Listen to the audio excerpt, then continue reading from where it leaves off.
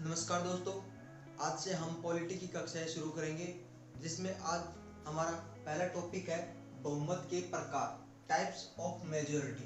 तो आज हम बहुमत के प्रकार पढ़ेंगे और आगे हम प्रॉपर क्लासेस करेंगे। अब आगे से हम तो देखो, आज हमारा टॉपिक है बहुमत के प्रकार। तो देखेंगे, सबसे पहले हम बहुमत के कितने प्रकार होते हैं ये पढ़ेंगे। तो बहुमत के भारत में 3 प्रकार के बहुमतों का प्रयोग किया जाता है।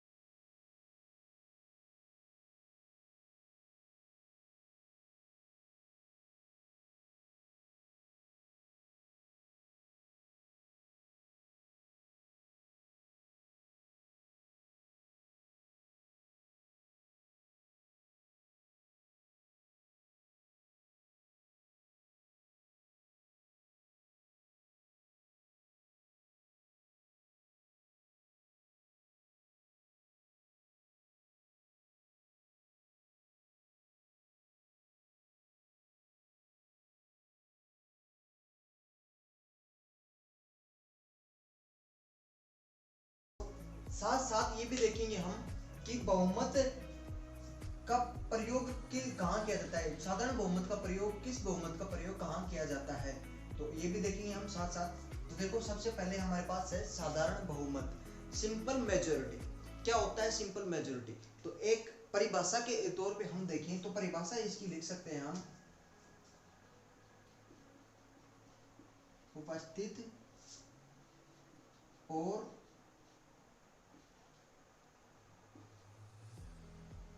मतदान करने वाले सदस्यों का बहुमत। तो हम साधारण बहुमत, सिंपल मेजोरिटी में देखें तो हम देखेंगे कि उपस्थित और मतदान करने वाले सदस्यों का बहुमत। उपस्थित कहाँ उपस्थित? लोकसभा या राज्यसभा के अंदर उपस्थित कुल कितने सदस्य उपस्थित हुए और उनमें से कुल कितने सदस्यों ने वोट किया, वोटिंग की, यानी कि उपस्थित और मतदान करने वाले सदस्यों का बहुमत क्या होगा? साधारण बहुमत होगा। एक एग्जाम्पल के तौर पे हम समझे, एक एग्जाम्पल लें। देखो, वर्तमान में लोकसभा के अंदर 543 सीटें हैं। कितनी है? 543, 543, यानी कि 543 सीटें हैं। 545 थी, लेकिन अब वर्तमान में 543 है। क्यों? क्योंकि 2 एंग्लो इंडियन हैं, उनको हटा दिया गया 104वां संविधान संशोधन के द्वारा। 104वां संविधान संशोधन के द्वारा क्या कर दिया गया? उनको हटा दिया गया। तो अब वर्तमान में 543 सीटें हैं। अगर मान लीजिए 543 सीटों में किसी दिन लोकसभा के अंदर कितने, 500, मान लीजिए 543 के अंदर 520 लोग, 520 की बजाय आप मान सकते हैं 320 लोग, 320 सदस्य उपस्थित हुए लोकसभा के अंदर। 543 में से 320 सदस्य उपस्थित हुए। 320 सदस्यों के अंदर, 320 सदस्यों में से 280 सदस्यों ने क्या की? वोटिंग की।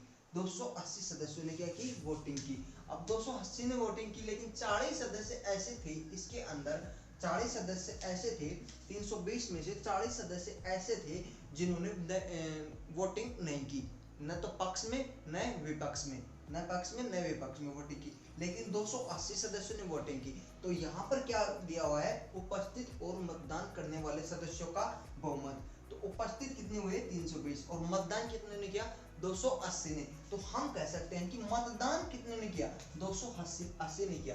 तो 280 में हम देखें, 280 का में देखें तो बहुमत क्या होता है? बहुमत क्या होता है? 50%, यानी कि कुल वोटिंग का 50% +1।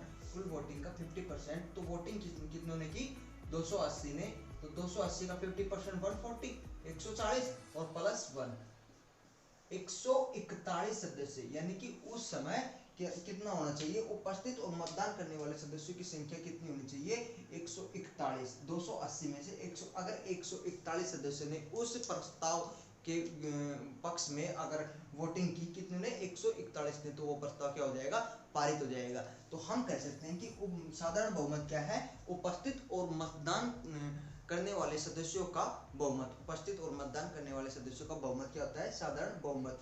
अब इसका प्रयोग भारत में कहाँ कहाँ किया जाता है, भारत में इसका प्रयोग कहाँ किया जाता है, देखो सबसे पहले हम देखिए भारत में सबसे अधिक जगह, सबसे अधिक बार और सबसे अधिक जगह किसका प्रयोग किया जाता है, साधारण बहुमत का ही प्रयोग किया जाता है।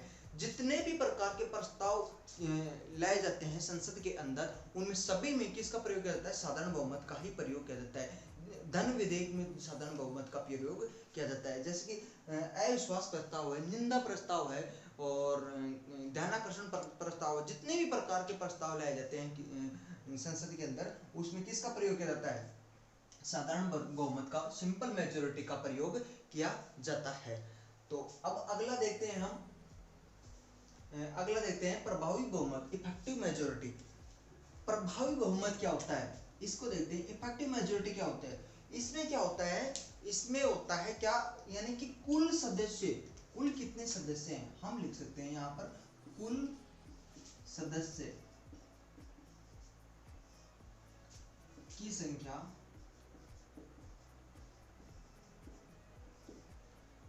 माइनस करें इसके अंदर रिक्तियां,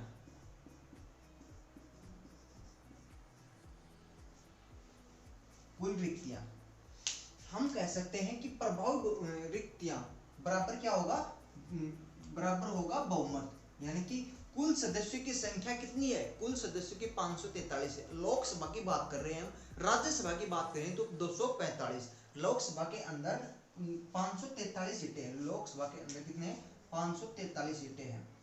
कुल सदस्यों की संख्या कितनी हुई, 543। अगर उस समय रिक्तियां का मतलब क्या हुआ, अगर उस समय क्या हुआ, रिक्तियां तीन प्रकार से हम रिक्तियों को देख सकते हैं, यानी कि उस समय कितने खाली पद हैं, सांसद के कितने पद खाली हैं। तो इसमें हम कह सकते हैं अगर किसी ने त्याग पत्र दे दिया हो, क्या कर दिया हो, त्याग पत्र दे दिया हो, अगर किसी का निर्वाचन क्या हो गया हो, रद्द हो गया हो, निर्वाचन रद्द हो गया हो, तो उसके क्या होगी, उसकी सीट खाली हो जाएगी वहां। अगर किसी की मृत्यु हो गई हो, इन तीन कारणों से क्या होता है, रिक्तियां हो सकती हैं, यानी कि उस समय क्या हो सकता है, पद खाली हो सकते हैं। तो हम कह सकते हैं कि कुल सदस्य कितने हैं प्रभावी, कुल सदस्य हमारे पास हैं 543, लेकिन रिक्तियां भी तो है उसमें, कुछ उस समय मान लीजिए कुछ रिक्तियां भी है, तो रिक्तियां को कितनी मान ले, हम मान लेते कुल 11 रिक्तियां होगी, मान लीजिए कुल 11 रिक्तियां हो उस समय, जब प्रस्ताव लोकसभा के अंदर लाया जा रहा है पास करने के लिए, तो उस समय मान लीजिए 11 रिक्तियां हैं, 543 सदस्य हैं कुल, लेकिन 11 रिक्तियां हैं उसके अंदर, कुल कितनी रिक्तियां हैं, 11 रिक्तियां हैं। तो हम कह सकते हैं यानी कि कितनी प्रभावी सीटें कितनी बची हमारे पास, देखिए तो हम एक्टिव सदस्य कितने रहे हमारे पास, तो एक्टिव सदस्य हुए हमारे पास 532 एक्टिव सदस्य हैं, कितने 532 एक्टिव सदस्य हैं। तो अब हम कह सकते हैं कि प्रभावी सदस्य संख्या कितनी हुई, 532 सदस्यों का बहुमत होना चाहिए। 532 सदस्यों का बहुमत का मतलब क्या हुआ, 50% प्लस 1, 266 प्लस 1, तो इसका 50% कितना हुआ 266 और प्लस 1 किया तो कितना होगा 267, यानी कि उस समय प्रभावी बहुमत में कितना होना चाहिए, 267 सदस्यों का बहुमत होना चाहिए। 267 सदस्य क्या करें, उसके पक्ष में वोट डालें। अभी इसका हम देखें प्रभावी बहुमत का प्रयोग को हटाने के लिए, इन 8 की पद मुक्ति के लिए किसका प्रयोग किया जाएगा, प्रभावी बहुमत का। लोकसभा अध्यक्ष, लोकसभा उपाध्यक्ष, राज्यसभा सभापति, राज्यसभा उपसभापति, विधानसभा अध्यक्ष और विधानसभा उपाध्यक्ष, विधान परिषद सभापति, विधान परिषद उपसभापति, इन सब को अगर इनमें से किसी को भी हटाना है, इनमें से किसी को भी अपने पद से हटाना है तो किसका प्रयोग किया जाएगा? प्रभावी बहुमत का प्रयोग किया जाएगा। लोकसभा के अंदर और राज्यसभा के अंदर इनमें किसका प्रयोग किया जाएगा? प्रभावी बहुमत का प्रयोग किया जाएगा। अगर इनको हटाने के लिए हम किसका प्रयोग करेंगे? प्रभावी बहुमत का। तो हम कह सकते हैं कि भारत में प्रभावी बहुमत इफेक्टिव मेजोरिटी का कुल 8 जगह प्रयोग किया जाता है, जो हमारे पास ये हैं। अब अगला हम देखते हैं बनने वाले सदस्यों का 2/3 2/3 बहुमत। तो हम देखेंगे, तो देखो सबसे पहले हमने देखा साधारण बहुमत। साधारण बहुमत में क्या था कि उपस्थित और मतदान करने वाले सदस्यों का बहुमत था, लेकिन यहाँ पर स्पेशल कहा गया है क्या कि उपस्थित और मतदान करने वाले सदस्यों का 2/3 बहुमत होना चाहिए। 2/3 बहुमत होना चाहिए। तो देखो कैसे, हम एक एग्जाम्पल एक के देखिए। हम वही एग्जाम्पल मान लीजिए, वर्तमान में लोकसभा के अंदर 543 सीटें हैं। वर्तमान में लोकसभा में 543 सीटें, 543 में मान लीजिए 320 प्रेजेंट हुई, 320 प्रेजेंट हुई। वोटिंग 280 ने की, वोटिंग 280 ने की, 240 ने, मान लीजिए वोटिंग 240 ने की। अब हम देखेंगे कि उपस्थित कुल कितने सदस्य थे? 543। उपस्थित कितने हुए? 320। वोटिंग कितने ने की? 240 ने, 240 ने। अब हम देखेंगे उपस्थित और मतदान करने वाले सदस्यों का 2/3। मतदान कितने ने किया? 240 ने। तो 240 का 2/3 कितना होगा? 240 का 2/3 कितना हुआ? यानी कि 180, 160, 160। तो 2/3 कितना हुआ इसका? 240 का 2/3 कितना हुआ? 160 हुआ। अब हम देखेंगे, अगर अब इसके अंदर एक बात ध्यान देने योग्य है कि इसमें +1 नहीं किया जाता है कि 50% और +1। इसमें क्या कहा है कि 2/3 बहुमत होना चाहिए। 2/3 240 का, 240 में से 160 सदस्य, 240 के अंदर 160 सदस्य क्या करेंगे? इसके पक्ष में वोट करेंगे, तो क्या होगा? प्रस्ताव पारित हो जाएगा। तो वो पारित हो जाएगा। 240 में से 160 सदस्य होने चाहिए, 160 सदस्य होने चाहिए पक्ष में, तो प्रस्ताव पारित हो जाएगा। तो 2/3 का मतलब ये हुआ। अब इसका हम देखेंगे प्रयोग, यानी कि इसका उपयोग कहाँ कहा गया जाता है इस बहुमत। तो पहले प्रकार का जो प्रभावी बहुमत है, उसका प्रयोग भारत में 2 जगह किया जाता है। ओनली भारत में 2 जगह किया जाता है। कौन कौन से? एक तो आर्टिकल 1249 यानी कि 249 में, एक तो 249 में, और एक आर्टिकल है हमारे पास 312 में। इन 2 जगह पे प्रयोग किया जाता है किसका? प्रभावी बहुमत के पहले प्रकार का प्रभावी बहुमत है, उसका प्रयोग किया जाता है 249 और 312 के अंदर। तो हम देखेंगे दूसरा, सेकंड, यानी कि दूसरा विशेष बहुमत।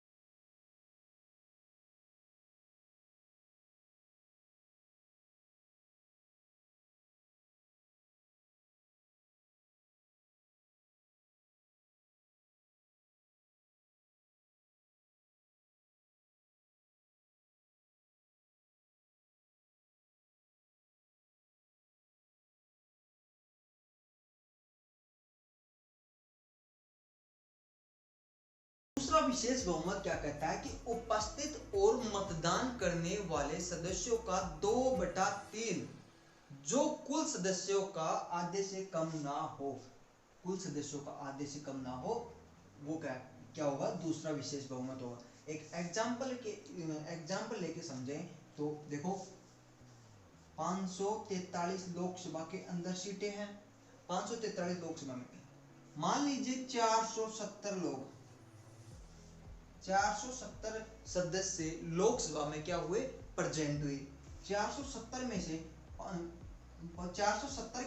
से 450 सदस्य क्या किया, वोटिंग की। 50 सदस्यों ने क्या की, वोटिंग की। 450 सदस्यों ने क्या की, वोटिंग की। अब 450 सदस्य ने उपस्थित कितने हुए, उपस्थित हुए 470। मतदान कितने ने किया, मतदान किया 450 ने। करने वाले सदस्यों का 2/3, तो मतदान करने वाले सदस्यों का 2/3 कितना होगा, 300।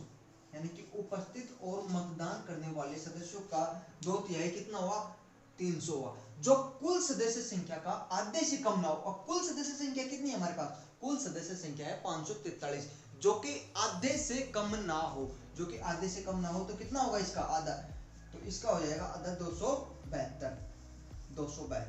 अब जो आधे से कम ना हो, आधे से यानी कि 272 से ऊपर होना चाहिए। 272 हो या 272 से ऊपर होना चाहिए, तो आधे से कम नहीं होना चाहिए। तो 272 से ऊपर है कितना है, 300। तो ये हो जाएगा क्या, पारित हो जाएगा। अब इसका प्रयोग कहाँ किया जाएगा, इसका उपयोग कहाँ किया जाता है, विशेष बहुमत का उपयोग।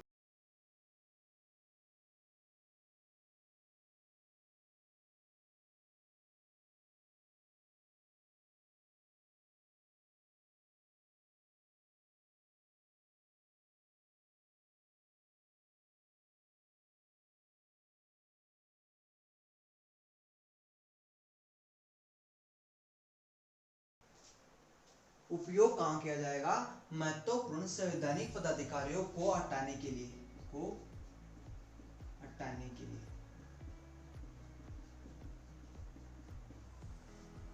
इसका प्रयोग किया जाएगा। दूसरे प्रकार का विशेष बहुमत है उसका प्रयोग किया जाएगा, कहां पर, दूसरे प्रकार का विशेष बहुमत है उसका प्रयोग किया जाता है महत्वपूर्ण संवैधानिक जो पदाधिकारी हैं। जैसे हमारे पास कौन कौन से हैं, हम इसका एग्जांपल ले तो हमारे पास है CAG, CAG, CEC, chief election commission को हटाने के लिए, और CAG को हटाने के लिए, सुप्रीम कोर्ट के जजों को हटाने के लिए, हाई कोर्ट के जज को हटाने के लिए, एटसेट्रा। जो भी संवैधानिक पद पर हैं उन अधिकारियों को हटाने के लिए, पदाधिकारियों को हटाने के लिए किसका प्रयोग किया जाएगा, दूसरे प्रकार का विशेष बहुमत है उसका प्रयोग किया जाएगा। तो हम देखें विशेष बहुमत, दूसरे प्रकार का विशेष बहुमत देखा। अब अगला विशेष बहुमत हम देखेंगे। तो तीसरा विशेष बहुमत क्या कहता है,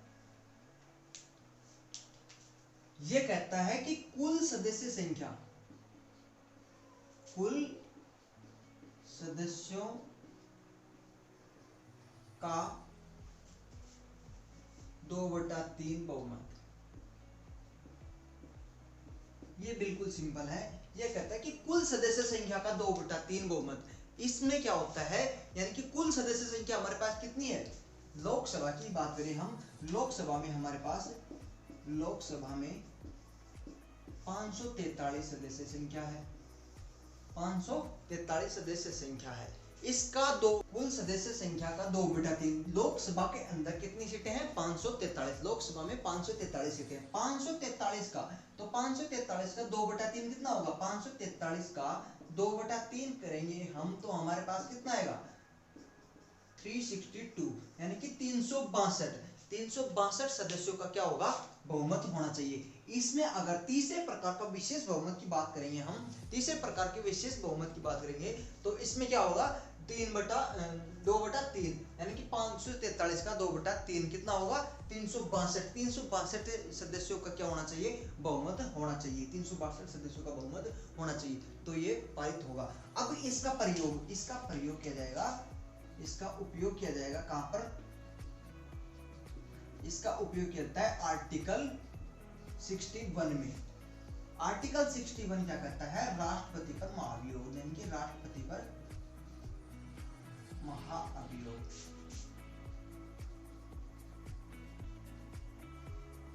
राष्ट्रपति को अगर हटाना है, राष्ट्रपति को अपने पद से हटाना है तो प्रभावी बहुमत का, तो तीसरे प्रकार का बहुमत है उसका प्रयोग किया जाता है। स्पेशल मेजोरिटी में तीसरे प्रकार का जो बहुमत है उसका उपयोग किया जाएगा। वो कौन सा होगा?